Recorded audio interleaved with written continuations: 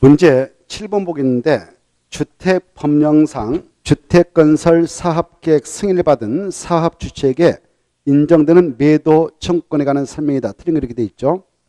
이 주택법상 매도 청구는 두 가지 파트에 상합니다. 하나는 바로 리모델링 주택조합 설립하고자 할 때 결의 증명서 내서 조합 설립인가를 받겠는데 그때 결의에 찬성하지 아니한 자의 주택 및 토지에 대해서는 매도 청구를 할 수 있고요.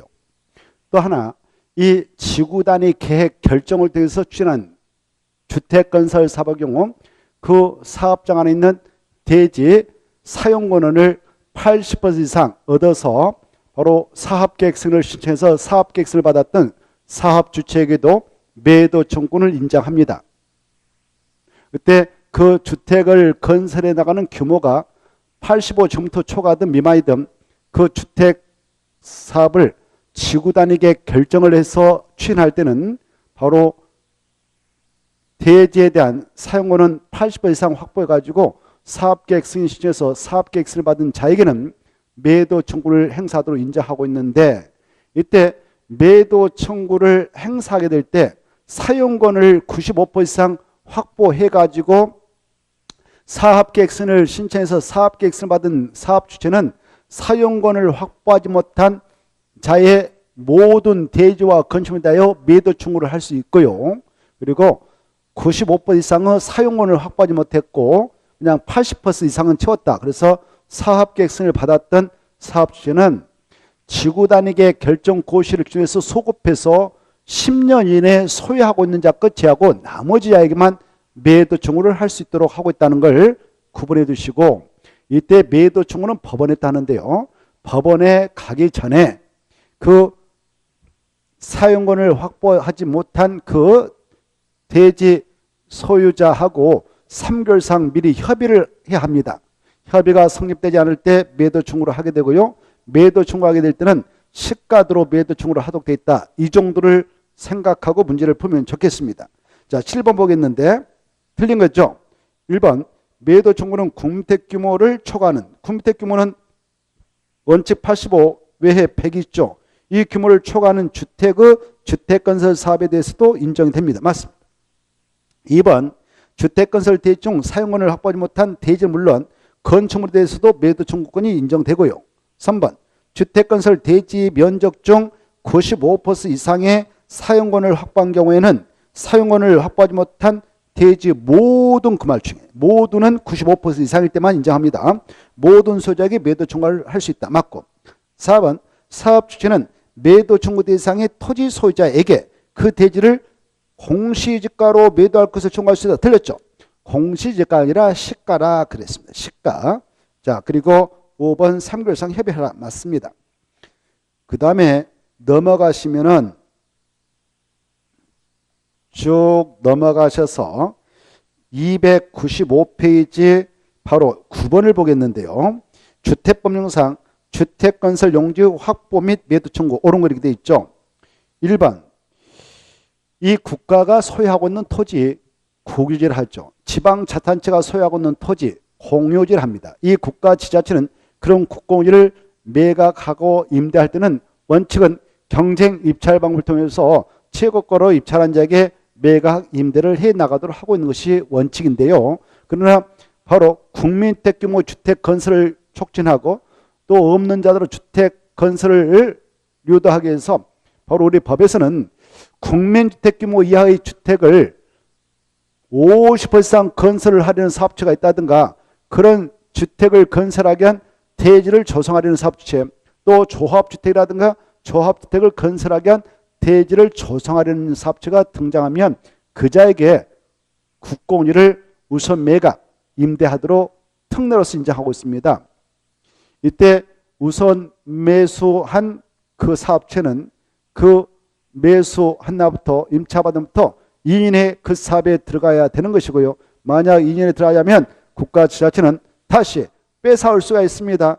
팔았던 것을 뺏어온다. 환매할 수 있다 이렇게 하고요. 빌려준것을 뺏어온다. 그러면 임대료를 취소할 수 있다 이렇게 표현해요. 그렇게 해서 처리할 수 있고요. 그 내용을 지금 문제화시켰던 것인데요. 풀어보겠습니다. 1번 국민주택 규모의 주택 비율을 40% 이거 틀렸죠. 50% 그래야 되죠. 50%로 하는 주택의 건설을 위해 국공유 매수를 원한 자가 있다면 그 자에게 국가 지자체는 해당 토지를 우선 매각할 수 있다. 이건 40이 틀렸죠. 50.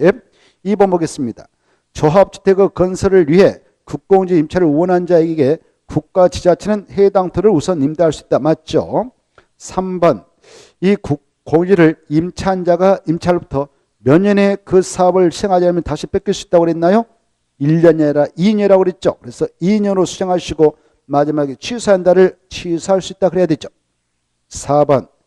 이 주택법에 하면 도시개발법에 의하여 도시개발 사업을 환지 방식을 정해서 시행했던 사업시행자 사업비용에 충당하기 위해서 시혜비지를 소유하게 되는데 취득 소유하게 되는데 이 채비를 가지고 있는 그 사업 주체 사업자 도시개발 사업자 이 궁택용지로 그 땅을 좀 쓸 테니까 좀 파세요. 그러면 그런 자에게는 우선 매각이 가능해요.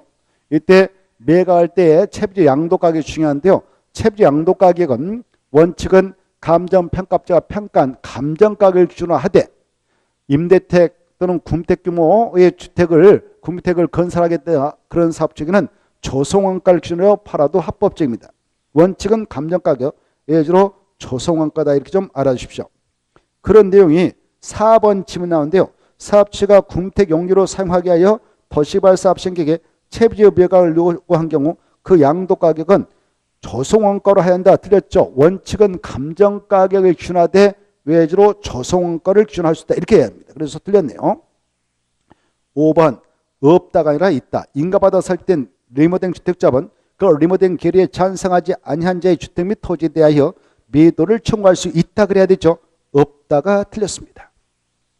자, 넘어가시고 자, 문제 10번을 보죠.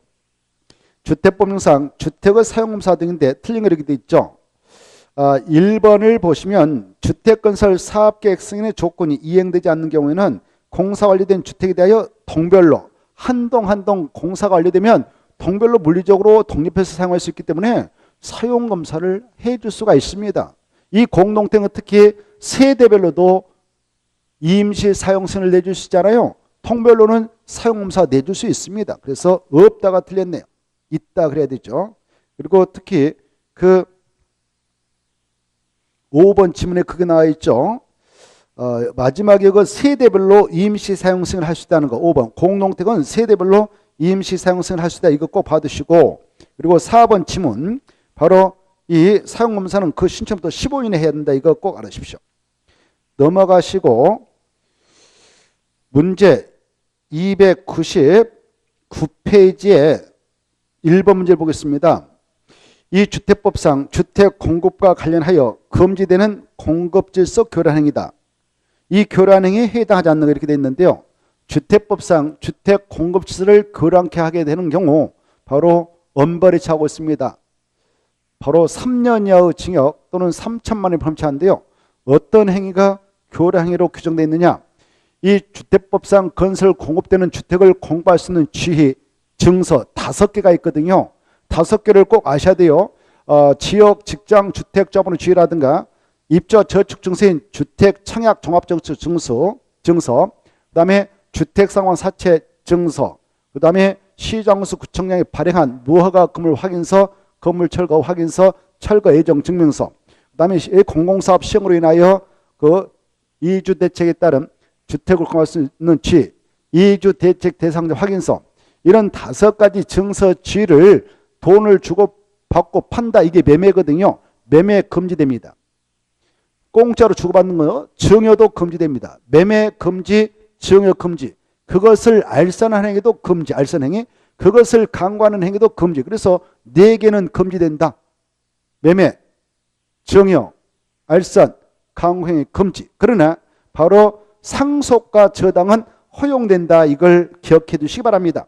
상속과 저당은 허용된다. 그래서 1번 교란행위에 해당하지 않는 거 그 말은 허용되는 거 찾아라 이거 아닙니까? 1번 증여 금지됐죠. 2번 저당 허용된다고 그랬죠. 답은 2번이네요.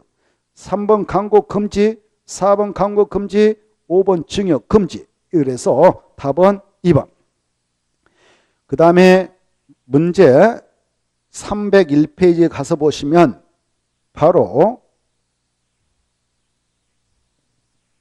2번이 나오죠. 2번. 이 똑같은 문제인데요. 주택법상 주택공시서 교란을 방지하기 위해 금지되는 행위. 금지된 행위 하면 4개가 떠올라야 돼요. 뭐뭐, 매매, 증여, 알선, 강고행위. 이렇게 떠올라야 되고, 허용되는 거 상속, 저당. 그러면 답이 보이죠. 자, 금지되는 행위가 아닌 것은 1번 매매 금지, 2번 알선 금지, 3번 저당 허용, 5번 강고 금지, 5번 매매 금지 이렇게 돼 있죠. 자, 그 다음에 이제 문제 3번도 보도록 하겠습니다. 문제 3번을 보시면 이 주택법령상 주택의 공급이다. 옳은 거 이렇게 돼 있죠. 1번 한국토지주택공사가 사업 주체로서 복리시설의 입주를 모집한다. 그때는 복리시설의 입주를 모집할 때는 민간사업 주체라고 하는 등록사업자는 복리시설의 입주를 모집하겠습니다라고 관할 시장소 구청장한테 모집 신고서를 내야 돼요. 근데 이 등록사업자 같은 민간사업 주체가 이 공동택 입주자, 소유자죠. 소유자가 될 사람들 이런 입주자를 모집할 때는 입주자 모집 계획안을 만들어서 승인청에서 승인받아야 됩니다만은 복리시설의 경우 입주자 모집할 때는 신고하면 돼요. 그런데 이 사업체가 공공주택, 공공사업자다. 공공주택 사업자다. 예컨대 국가, 지방자치단체, 한국도정사, 지방사 이자들이 단독 공동으로 출자해서 만든 부동산 투자회사가 있는데 공적 주자 출자했던 비율이 총 출자비율 50%를 초과해서 만든 부동산 투자회사가 있다. 이네들이 공동택 입주를 모집할 때에 바로 승인받는 것도 아니고 복리시설로 입주를 모집할 때 신고하는 것도 아니다. 이걸 꼭 구분하세요. 그래서 1번 보면 한국토지주택공사이니까 이 친구는 모집할 때 신고하는 것 아닙니다. 그래서 신고 틀렸습니다. 자, 그 다음에 2번 지방공사가 사업주로서 견본주택을 건설하는 경우는 견본주택에 사용되는 마감자재 목록표하고 견본주택의 각실 내부를 촬영한 영상물 등을 제작해서 시장 군수등한테 제출한다. 맞습니다. 자, 그 다음에 3번 관광진흥법에 따라 지정된 관광특구에서 건설 공급하는 50층 이상의 공동택은 분양가 상한제가 적용되지 않습니다. 관광특구에서 건설 공급하는 50층 이상인 공동택은 아파트가 되겠죠. 아파트 높이가 또 150m 이상에도 바로 이 분양가 상한제를 적용받지 않습니다. 그 다음에 4번 공공택지 A의 특징으로서 분양가 상한제가 적용된 지역에서 공급하는 도시형 생활택은 분양가 상한제 적용을 받는다. 틀렸습니다. 이 도시형 생활택은 분양가 상한제 적용택이 아니므로 절대 적용받지 않습니다. 그 도시형 생활택을 어느 지역에서 건설했던 바로 분양가는 그것을 건설해서 공급하는 사업체가 임의로 정해서 공급을 하도록 허용하고 있기 때문에 도시형 생활택은 분양가 상한제를 적용받지 아니한다. 이래야 돼요. 그래 틀렸죠. 5번 이 주택법상 분양가 심사위원회를 설치 운영할 때는 시도사가 아니고요. 시장, 군수, 구청장이 그의 일을 하는 친구들입니다. 그래서 시도사가 틀렸습니다. 시도사가 아니라 시장, 군수, 구청장이에요. 그리고 사업계획 승인 신청이 들어가면 30일이 아니라 20일 내에 설치해서 운영에 들어가야 됩니다. 두 간대가 틀렸어요. 봐두시고 그 다음에 쭉 넘어가시면은 304페이지 문제 5번이 나오는데요. 이 문제도 아까 그 내용하고 유사합니다만 그래도 한번 체크해 보겠습니다. 주택법상 주택 공급인데 틀린 거 이렇게 돼 있죠. 1번 군수는 입주자 모집 승인 시 사업 주체에게서 받은 마감자재 목록표의 열람을 입주자 요구하는 경우 이를 공개해야 된다. 이건 맞습니다. 그 다음에 2번 사업체가 부득이한 사유로 사업계획 승인의 마감자재와 다르게 시공 설치하려는 경우에는 당초의 마감자재와 같은 질 이하 이게 틀렸습니다. 이상입니다. 이하라는 것은 더 안 좋은 자재를 갖다가 설치해도 된다 이건데 이건 안 되는 것이죠. 그래서 같거나 더 좋은 거 이것을 이상이라고 하고 이하는 질이 같거나 더 안 좋은 거 이거거든요. 그래서 이하의 자재를 설치할 수 있다. 이건 있을 수 없기 때문에 틀렸습니다. 2번 틀렸고 이상해야 돼요. 자, 나머지는 가볍게 읽어보시면 되겠습니다. 그 다음에 넘어가서 보시면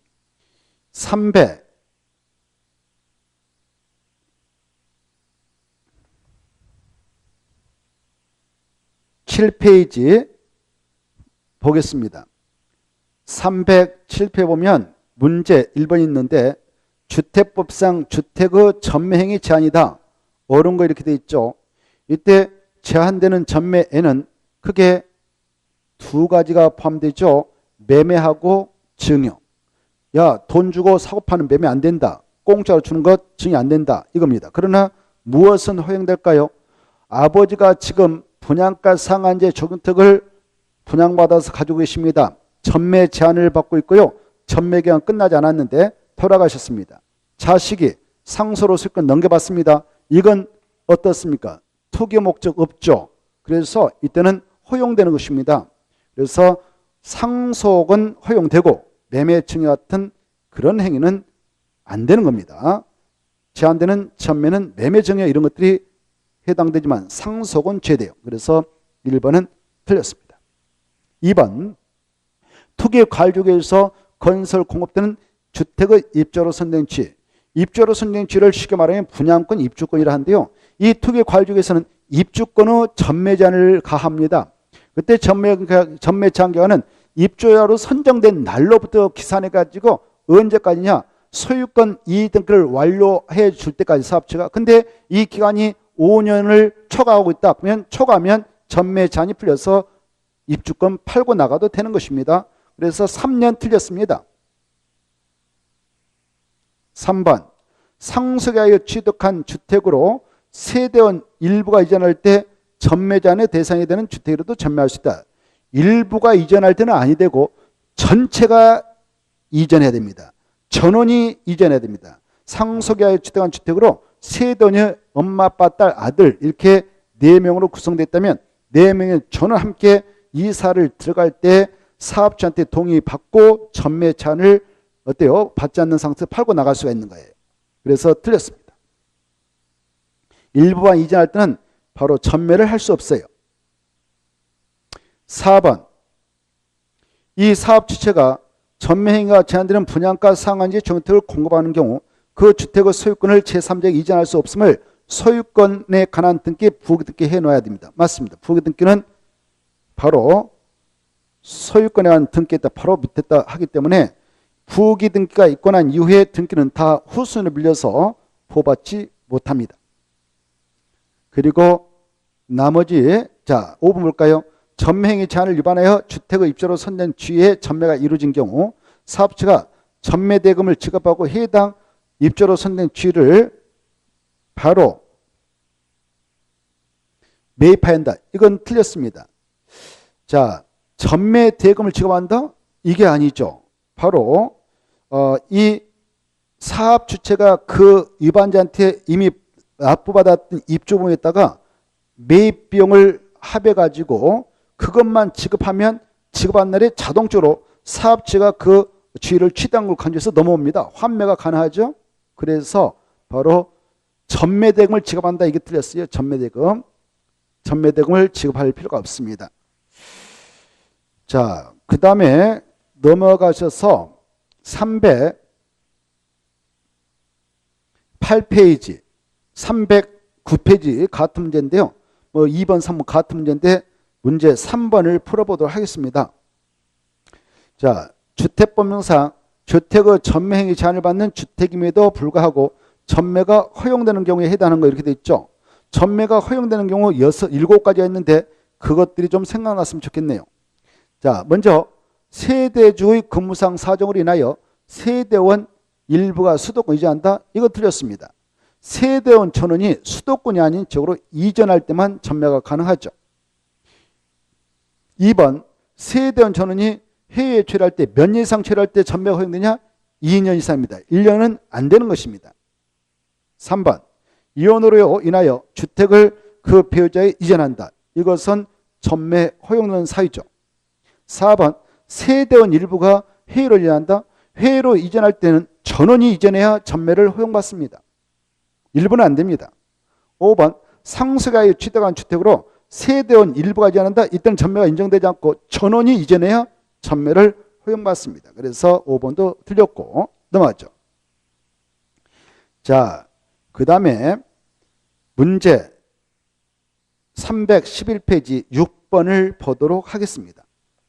6번을 보시면 주택법령상 투기과실주거인데요. 옳은 거 이렇게 돼 있죠. 자, 1번 이 투기과실주거는요. 법적으로 국토교통부 장관하고 시도사만 지정할 수 있는데요. 국토교통부 장관이 투기과실로 지정하고 해제할 경우는 관할 시장수 구청장하고 협의한다. 틀렸습니다. 관할 시장수 구청장하고 협의할 필요가 없어요. 바로 시도사의 의견을 듣면 되지 무슨 시장수 구청이 협의합니까? 협의할 필요가 없어요. 바로 이 시도사가 투기과실을 지정하고 그리고 해제할 때는 국토교통부장으로 미리 협의하고요. 국토교통부장이 지정하고 해제할 때는 시도사 의견을 들으면 됩니다. 그래서 1번 틀렸고 2번 투기과실지구 지정 후 해당 지역의 주택가격이 안정되어 투기과실지구 지정 사유가 없어진 경우 해당 지역에 거주하는 법령이 정하는 수 이상의 토지 소유자는 시도사에게 투기과실 지정을 해제를 요청할 수 있다. 투기과실을 풀어주세요라고 요청할 수 있냐는 그 지역을 관할하고 있는 시도사, 시장수, 구청장이 지자체장이지 토지 소유자는 해제를 요청할 수 있는 자격이 없습니다. 그래서 틀렸습니다. 자, 3번 이 국토교통장관은 1년마다 주거정책심의위원회 심의를 수립하여 투기과실로 지정된 지역별로 투기과실지구 지정의 유지부를 재검토해야 됩니다. 맞습니다. 국토교통부장 1년마다 이렇게 투기과실지구 지정 유지부를 재검토해서 관리를 해야 한다는 거. 3번은 맞네요. 5번 투기과실지구에서 제한되는 전매, 아까 제한되는 전매는 매매, 증여, 알선 이런 것이죠. 이런 것은 할 수가 없지만 상속은 제외돼서 허용됩니다. 그래서 포함하여가 틀렸어요. 투기과실지구에서 제한되는 전매는 상속의 경우를 제외하고 권리변 등을 수반하는 모든 행위인 매매, 증여, 알선 이런 것들을 금한다 이렇게 하십시오. 5번 투기과실지구에서 주택의 입주로 선정된 주인은 입주권이죠. 분양권이죠. 이 투기과실지구에서 입주권인 분양권은 이혼으로 인하여 배우자에게 이전이 불가피하고 사업체 동의를 받은 경우에도 배우자에게 전매할 수 없다. 이것은 전매를 할 수 있도록 외의를 인정하고 있기 때문에 없다가 아니라 있다가 나와야 되죠. 그래서 5번도 틀렸네요. 자, 그 다음에 나머지는 쭉 넘어가도 되겠고 넘어가서 보시면은 바로 315페이지가 나오죠. 315페이지 문제 1번을 보도록 하겠습니다. 주택법상 주택의 공급 및 분양가격 등에 관한 설명인데 옳은 것. 1번 분양가 상한제 적용되고 분양가격은 두 가지로 구성됩니다. 땅을 조성할 때 들어갔던 택지비하고 건축물을 건축할 때 들어갔던 건축비로 구성된다. 이것은 맞다라고 보면 됩니다. 분양가 상한제 적용되고 분양가격은 택지비하고 건축비로 구성됩니다. 2번 한국토지주동사가 사업주체로서 입주를 모집하는 경우는 시정수 구청장한테 승인을 받는다. 틀렸습니다. 바로 국가, 지방자치단체, 한국토지동사, 지방사 또 이 자리 단독 공도로 출자해서 만든 부동산 투자회사, 그네들의 출자비를 50% 초과했던 부동산 투자회사, 이네들이 주택법상 입주자를 모집할 때 승인받지 않습니다. 또 복리에서 입주자를 모집할 때 신고하지 않습니다. 그래서 2번 틀렸네요. 3번 보면 사업체가 복리에서 입주자를 모집하는 경우는 시장수 구청에 승인받는다. 틀렸죠. 아까 공공사업체를 제한 사업체가 입주자 모집을 할 때 복리에서 입주자를 모집한다. 그때는 신고만 하면 되는 겁니다. 승인을 받지 않습니다. 공동택의 입주자를 모집할 때는 입주자 모집 승인을 받지만 복리에서 입주자를 모집할 때는 신고하면 된다는 것이죠. 자, 4번 사업체는 공공택지에서 공급하는 분양가 상한제 적용택에 대하여 입주자 모집의 승인을 받았을 때에는 분양가격을 공시할 필요가 없다. 공시할 의무가 있습니다. 공시를 꼭 해야 됩니다. 분양가격을 공시해야 합니다. 5번 아까 했죠. 이 관광지에 따라 지정된 관광특구에서 건설 공급하는 높이 150m 이상의 공동태 또 층수가 50층 이상 공동태 이런 아파트는 분양가 상한제 적용을 받지 않습니다. 받는다가 틀렸죠. 자, 그 다음에 넘어가서 보시면 계속 반복되고 있는데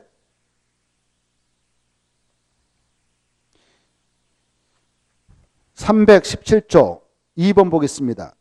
주택법상 리모델링 기본계획 수립 절차에 관한 조문 일부인데 가로 안에 들어갈 숫자, 옳게 연관되어 있죠.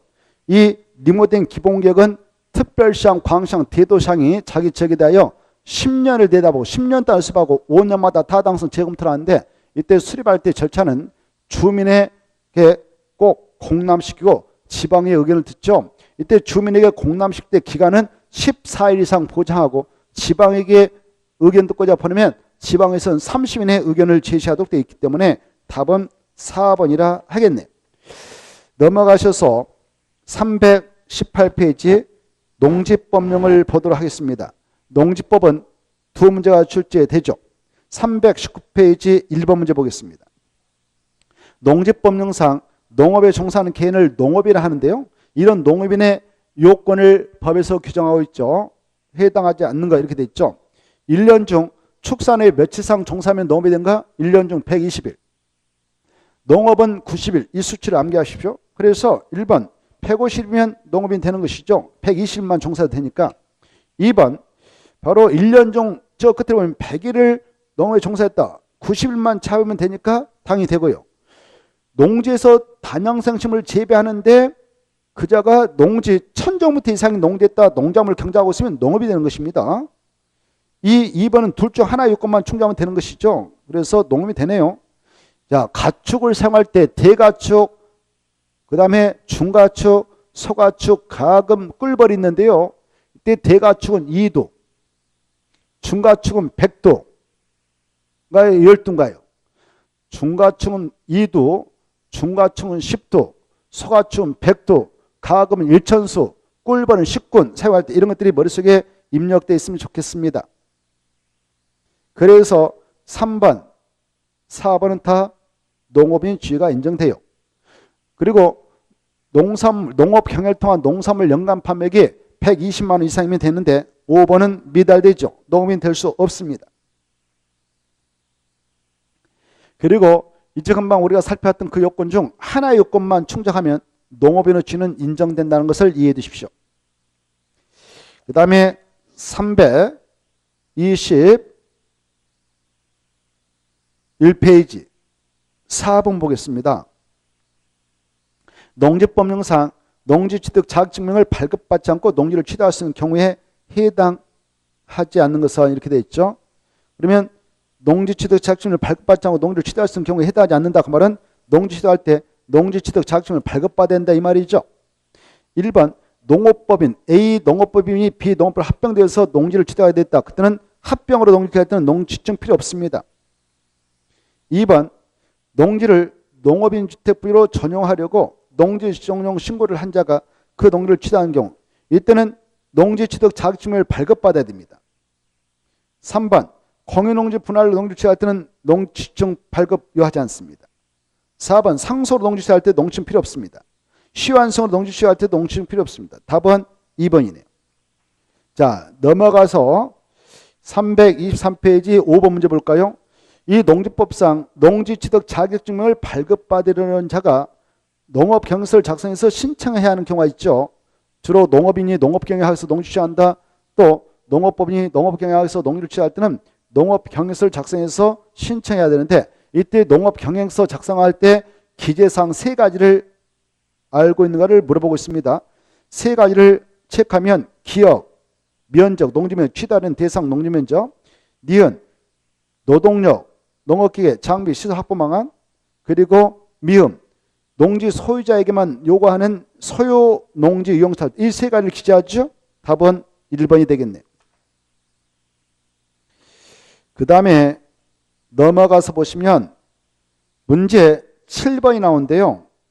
농지법령상 농지 소유자는 자기가 직접 작용해야 됩니다. 그래야 농지를 소유해 나갈 수 있고요.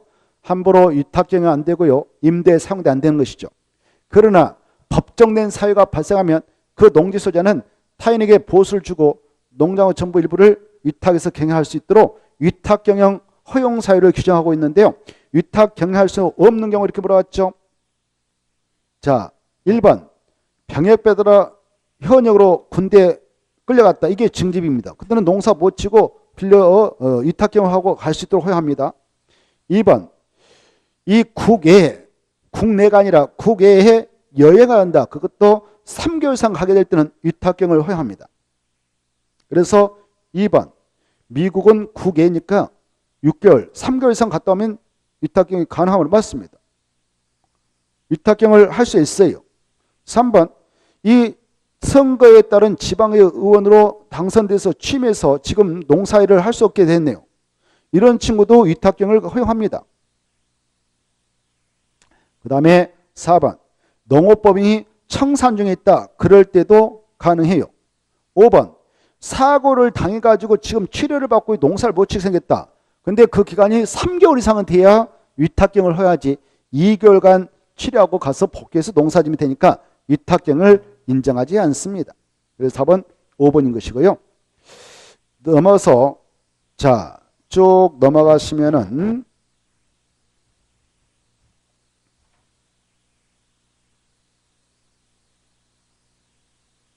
329페이지 문제 1번을 보겠는데요. 농지법상 주말 체험농, 이건 좀 중요합니다. 주말 체험농을 하려고 농지를 소유하고 있는 경우에 관한 설명인데 틀린 게 이렇게 돼 있죠. 농업인이 아닌 개인, 우리 도시민들이죠. 개인도 농지를 소유할 수 있습니다. 주말 체험농을 하겠다면 농지 소유를 인정합니다. 다만 면적에 제한을 받죠. 2번 세던 전부가 소유한 면적을 합해서 총 1,000제곱미터 미만의 농지만 소유를 인정합니다. 주말 체험농을 하고자 할 때는 맞고요. 3번 농지를 주말 체험농으로 쓰기 위해서 취득할 때도 농지 취득 자격증명 발급받아 내야 됩니다. 다만 농업 경선 낼 필요 없죠. 4번 소유 농지를 농산물 유통 가공소로 전용하려면 신고하면 된다. 맞습니다. 이것은 농지 전용 신고 대상이니까 맞고요. 5번 농지를 취득한 자가 바로 징집했다. 군대 갔다 이거죠. 징집으로 인하여 지금 주말 체험농을 하고자 농지를 취득했던 자가 군대 징집으로 인하여 그 농지를 주말 체험농에 이용하지 못하게 되면 1년에 그 농지를 처분한다. 이건 틀렸죠. 1년에 꼭 처분할 의무가 없습니다. 바로 위탁경영하면 되거든요. 그래서 틀렸죠.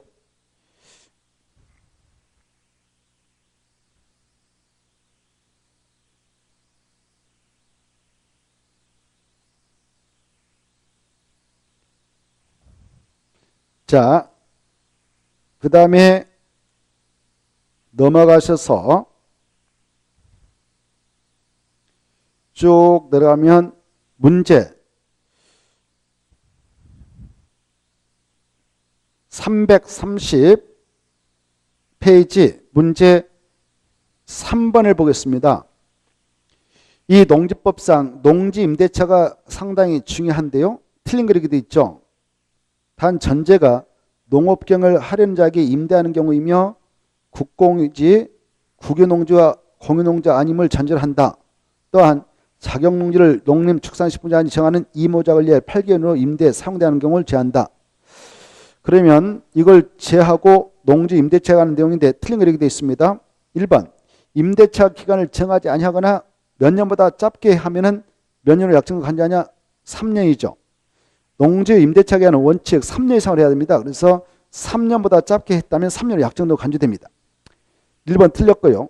2번 농지법에 위반된 약정으로서 임차인에게 불리한 것은 그 효력이 없어서 임차인을 보호합니다. 맞습니다.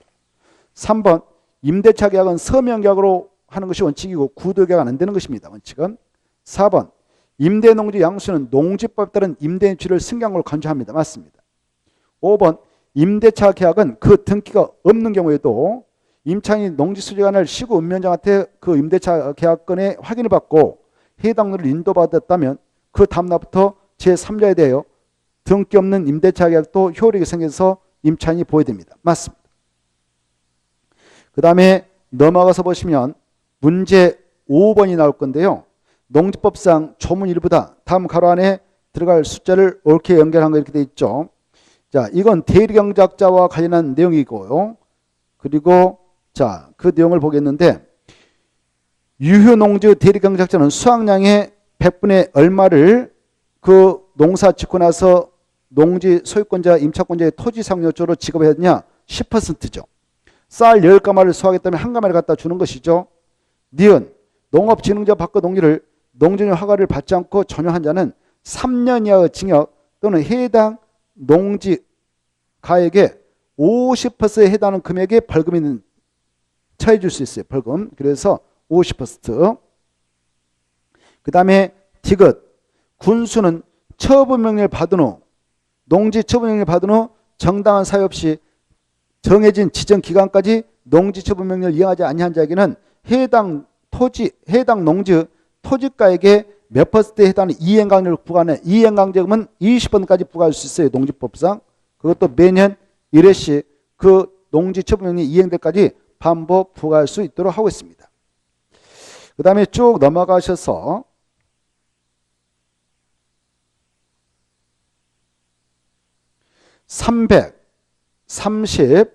339페이지 문제 2번 보겠는데 농지법상 농지 보존을 하기 위해서 정하는 농업진흥적 정과 운영입니다. 틀린 거. 1번 농림축산식품장관은 농지를 효율적으로 이용하고 보존하기 위해서 농업진흥을 지한다. 이 농업진흥적의 지정권자는 시도사지 농림축산식품장관이 아닙니다. 농림축산식품장관이 농업진흥을 정할 수 있는 권한이 없고 시도사다. 시도사가 농업진흥을 정하고 해제하고 병행할 때는 농림축산식품장한테 승인받아서 하는 거예요. 그래서 1번 틀렸습니다. 2번 농업진흥적은 두 가지 구역으로 구분칭할 수 있다. 뭐냐? 농업진흥구역과 농업보호구역 맞고 3번 농업보호구역은 농업진흥구역 용선화법 수질보존 등 농업환경을 보호하기 위해서 필요한 적에 대하여 지정할 수 있다. 맞습니다. 4번 농업진흥적 지정은 국토의 계획 및 법률에 따른 녹지적, 관리적, 농림적, 자연보존적을 대상으로 하는데 특별시 녹적은 지정 대상에서 제합니다. 그래서 녹적은 광역시라든가 특별자치시, 특별자도, 시군에 있는 녹지적 안에 농지에 따른 지정할 수 있지만 서울특별시의 녹적은 농업진흥적을 지정하지 못합니다. 5번 시도사는 국토의 계획 및 법률에 따라 용도적을 변경하는 경우 바로 농업진흥적을 해제할 수도 있다. 농지용을 수반하는 경우에 하나에서 그래 맞습니다. 예컨대 이 바로 관리적에 농업진흥적이 지정돼 있었어요. 근데 그 관리적이 계획관리적이 바로 주거지로 변경돼서 개발로 바뀌었다. 그러면 농지 전용도 수반되지 않겠습니까? 그때는 그 안에 있는 농업진흥적을 해제할 수가 있는 것입니다. 그 다음에 넘어가셔서 340페이지 4번을 하나 보겠는데요. 문제 4번. 이 농지법령상 농지전용 허가를 받아갔지만 받아갔던 자가 어떠한 그 위반된 행위를 하게 되면 그 자의 농지전용 허가를 반드시 취소하는가? 반드시 취소해야 되는 사유는 딱 하나밖에 없습니다. 어떤 거냐? 바로 문제 지문 중 4번입니다. 농지전용 허가를 받아갔던 자가 받아가서 농지전용 공사를 할 거 아닙니까? 근데 관계 공사를 진행하다 법을 위반해서 공사 중지하세요라고 조치를 내렸는데 그걸 위반하고 있다. 그때는 반드시 농지전용 허가를 취소해야 됩니다. 4번이고요. 나머지는 임의적 취소예요. 농지전용 허가를 취소할 수도 있습니다. 1번, 2번, 3번, 5번은 임의적 취사이고 필수적 취사에는 4번만 해당한다. 이렇게 하십시오. 문제 5번 보겠습니다. 이 농지법상 농지보전 부담을 내야 할 자, 농지보전 부담은 누가 내냐? 합법적으로 농지용 허가를 받아서 농지용 협의를 거쳐서 농지용 신고를 마치고 전용하는 자에게 내게 돼 있죠. 전용한 자가 내는데 전용이란 말이 없으면 낼 필요가 없어요. 그래서 농지의 타용도 일시 사용 허가 받아서 타용으로 쓴다. 또 농지의 타용도 일시 사용 신고를 마치고 타용으로 쓴다. 그때는 농지 전용이 수반되지 않았기 때문에 이 농지보전 부담을 낼 자가 아닙니다. 그래서 답은 5번 있죠. 1번, 2번, 3번, 4번은 다 전용에다 똥 맞춰서 체크. 넘어가시고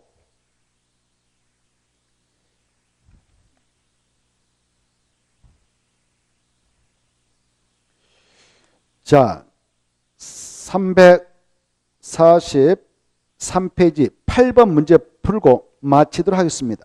농지법령상 농지의 전용인데 옳은 거 이렇게 돼 있죠. 1번 농업진흥법 밖에 있는 농지를 마을회관 부지로 전용한다. 이럴 때는 농지용 허가받는다. 틀렸습니다. 이때는 신고하는 겁니다. 신고 대상에 해당하니까 신고하는 거죠.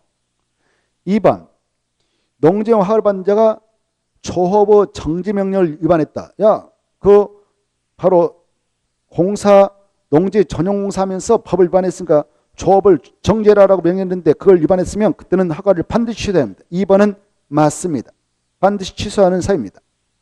3번 농지 타용도 일시 사용 허가를 받는 자는 농지보전 부담을 납부한다. 농지보전 부담을 납할 필요가 없습니다. 왜? 농지 타용도 일시 사용을 허가를 받았잖아요. 전용이 발생하지 않기 때문에 전용 없죠. 그래서 이때는 농지보전 부담을 낼 필요가 없다라는 걸 알아주셔요. 4번 농지용 허가권자는 농지보전 부담 후 납입 조건으로 농지용 허가를 할 수 있습니다. 언제까지 돈 내세요 라고 조건부 허가 내줄 수 있는 것이죠. 그래서 틀렸습니다. 5번 해당 농지에서 허용되는 주 목적 사업을 위하여 현장 사무소를 설치하는 용도로 농지를 일시 사용하는 자는 시장수 구청장에게 신고해야 된다. 신고해야 한다. 이때 신고가 아니라 허가 대상이 되겠네요. 그래서 신고를 지으시고 허가받아야 된다. 그래야 됩니다. 여기까지 해서 기출문제 문제풀이 과정을 모두 마치도록 하겠습니다. 여러분들 건강 잘 챙기시면서 할 수 있다. 꼭 합격을 해야겠다. 이런 각오를 다지면서 힘차게 진행해서 꼭 합격들 했으면 좋겠습니다. 다음에 또 뵙죠. 안녕히 계십시오.